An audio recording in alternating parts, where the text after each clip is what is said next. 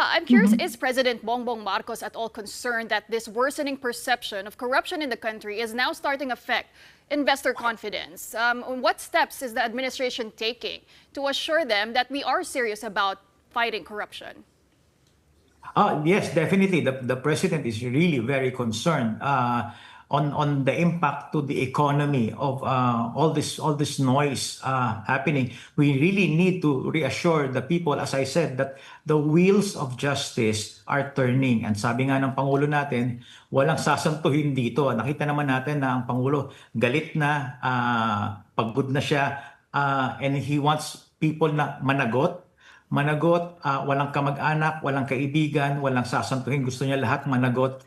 And at the same time, if you look at the mandate of the ICI, it's not just bringing the guilty to justice and recovering the stolen wealth.